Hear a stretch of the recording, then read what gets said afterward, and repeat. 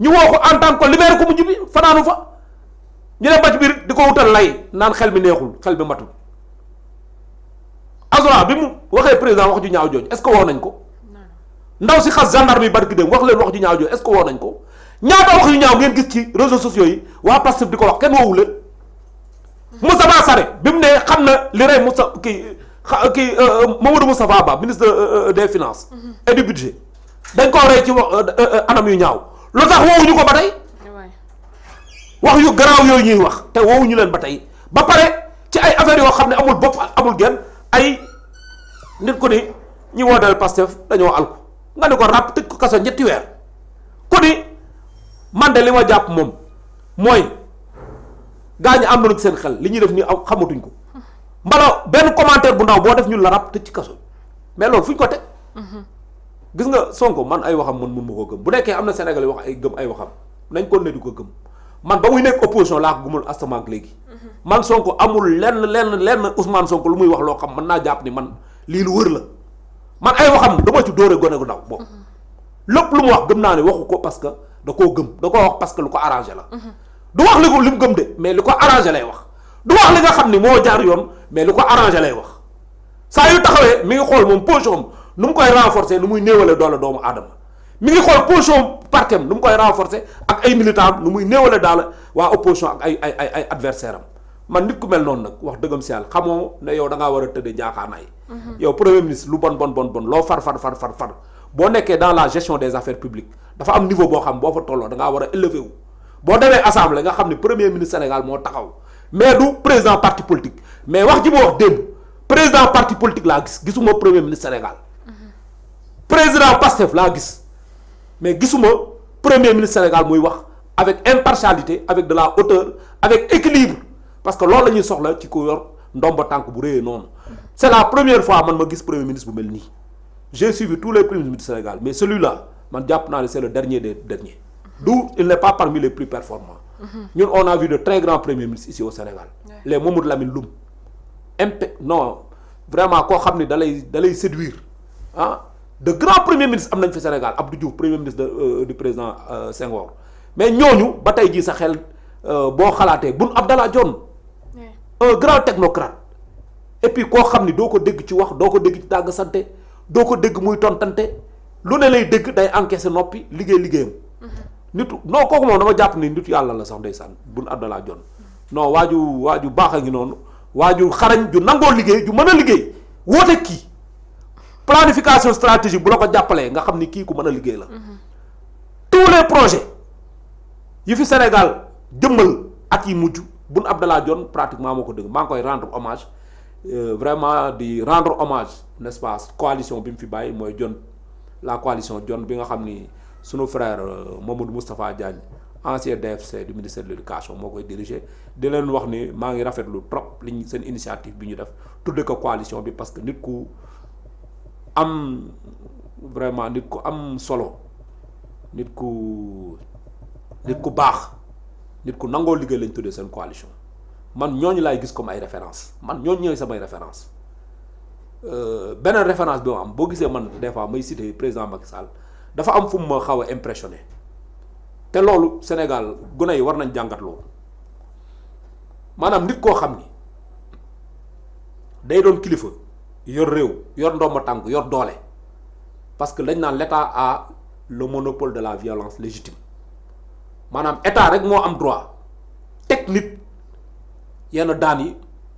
état rek moo am droit recourir à la violence pour mën a faire régner l'ordre nga yor tous les instruments pour pouvoir mettre les gens au pas mais mosoo koo def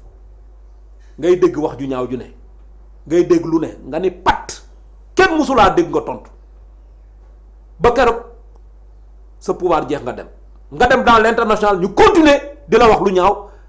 di gàkkal sa der di wax lu ñaaw ci sa njaboot mais mosoo tontu benn yoon laa ko dégg mu tontu de ci rapport Cour des comptes la tontu ne leen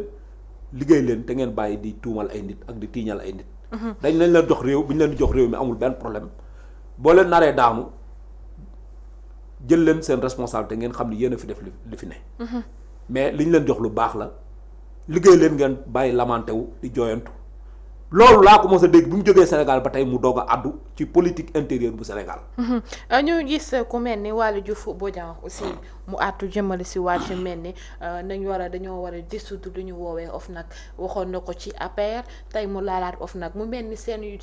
gestion lépp dañ ko centraliser wu ci li nga xamante ne moo jëm ci wàllum yoon. waaw c'est-à-dire que gis nga Pastef ni ñuy fonctionner dañu am la ñu naan le cercle idéologique. le cercle idéologique mooy ñi nga xam ne ñooy xalaat di xel di orienté. Waly Diouf Bodiang dafa bokk ci cercle idéologique Pastef. Moustapha Sarré dafa bokk ci cercle idéologique boobu. amaana dans une moindre mesure peut-être le président de l'Assemblée El Malick Ndiaye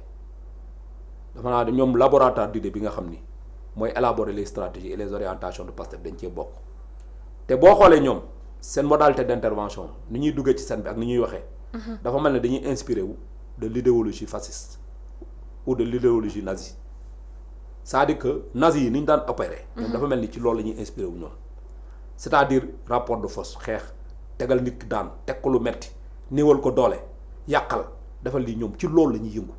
Waly Diouf Bodiang boo xoolee bi mu fi nekkee ba tey DG port a ngi en recul 40% de baisse du chiffre d'affaires yow jéemoo lijjanti loolu de. mais tout le temps yaa ngi ci réseaux sociaux def ay propositions incendiaires. proposition incendiaire yëpp c'est par rapport à tes adversaires li mu wax barki dem leer na dafa ni sa adversaire boo ko jekkoo doo ko may dara da nga koy jeexal da nga koy kii tëral daal koy gas suul pare ci moom APR dañ ko war a dissoudre nangu siège APR loolu la fi wax barki dem tey mi ngi naan OFNAC dañ ko war a dissoudre mais c'est-à-dire fi mu ko teg moo ñaaw xam nga lan la wund ci ginnaaw dafa ni comme Serigne Bassirou Gueye parce que ñoom seen lépp c'est orienté c'est personnalisé moom comme li nga gis bari tey rek la demande de mise en accusation du président Macky Sall. Ouais. C'est orienté parce que ñoom depuis boobu ñu ngi wër Macky Sall fu ñu koy jaaree ba jot ko léegi pour ñoom yoon boobu lañ ko mën a jotee. traduire ko à la haute cour de justice. c'est-à-dire ñoom affaire ñoom dañu am problème nit ak nit alors que état les grands hommes dañ la koy wax ça les grands hommes ne s'attardent pas sur les personnes. Les grands hommes s'attardent sur les idées les grands hommes discutent de principes et d'idées. mais Waly Diouf Bodiang foo ko fekkee mi ngi xool koo xam ni adversaire am la nan la koy néewal a doole nan la koy wax ju ñaaw nan la ko war a lancer un pic nan la war a ñaaxe Pastef kooku ñu teg ko pression mooy li ñuy def ci réseaux sociaux yi seen nit ñi ci réseaux sociaux yi diw tey général Moussa Fall topp leen Bokar Moussa Yàgg dem leen jëli Félix Antoine Diome Mansour Faye dañ ko war a tëj te li ci gën a graaw ñoom dañuy gouverner à partir des réseaux sociaux parce que lu ñu gis ci réseaux sociaux dañu yaakaar ni loolu moo war a nekk parce que seeni nit ñoo fa nekk. donc commande bi souvent ça vient des réseaux sociaux. moo tax Waly Diouf daal di dem élire domicile dans les réseaux sociaux saa yu xëyee wax toj-toj boo xam ni moom rek ko sañ a wax parce que moom ci xelam mooy tey Pastef waratul am adversaire au Sénégal dañu war a enterrer l'opposition Ousmane Sonko psychologie am loolu moo ci nekk boo déggee moo naan